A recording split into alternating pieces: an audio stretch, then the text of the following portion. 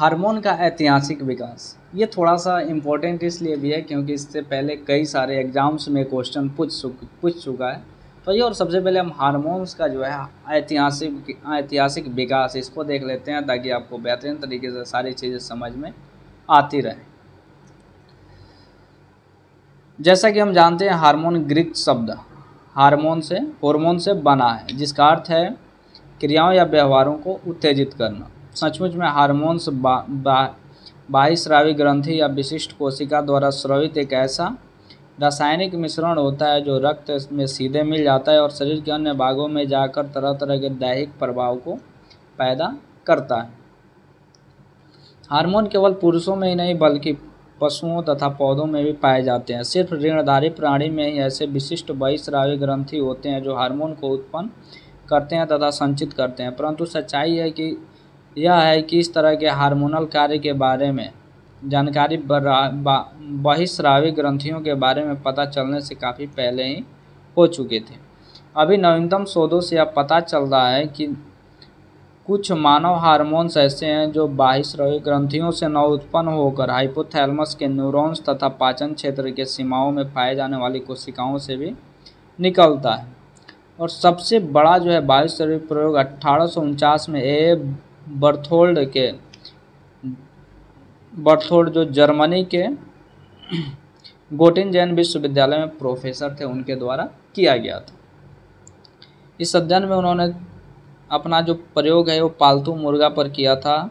उन्होंने अपने अध्ययन में पाया कि जब उन्होंने ऐसे पालतू मुर्गा जो जन्म से ही कुछ दिन बाद बदिया कर दिया गया तो सयाना होने पर उसमें पुनरुत्पादन व्यवहार तथा गौण यौन विशेषताओं दोनों में ही कमी होते देखी गई। परंतु जब एक अंड ग्रंथि को फिर से उसके शरीर में रख दिया गया तो उसके सभी यौन व्यवहार जो थे वो सामान्य हो गए। ऐसा इसलिए हुआ क्योंकि अंड ग्रंथि से निकलने वाला रासायनिक मिश्रण जिसे आज हम हार्मोन कहते हैं पुनः उसके शरीर में स्रावित होने लगा था।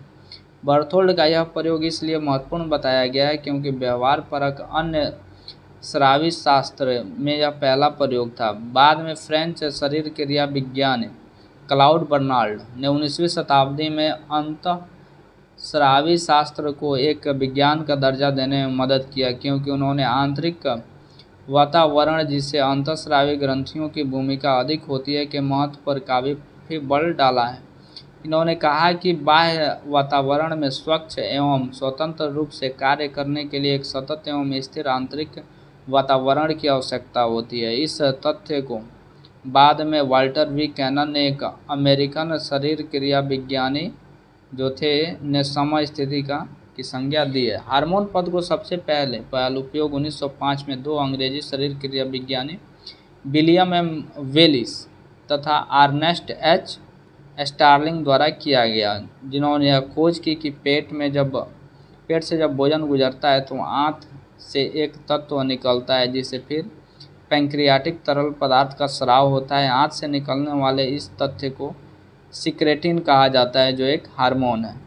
20वीं सदी में कुछ नई प्रक्रियाओं की खोज की गई जो वैज्ञानिकों को बहुत सारे भिन्न तरह के हार्मोन की पहचान में मदद किया। हार्मोन की संरचना के निर्धारण के लिए कई वैज्ञानिकों को नोबेल पुरस्कार भी दिया गया। जैसे 1955 में भानईसेट डू विग्न्यूड ने दो हार्मोन अर्थात ऑक्सीटोसिन तथा वैसोप्रेसिन को संगठित किया। उसके लिए उन्हें नोबेल पुरस्कार दिया गया। और ऐसे कई सारे वैज्ञानिक हैं जो पहले से ही नोबेल पुरस्कार प्राप्त कर चुके हैं।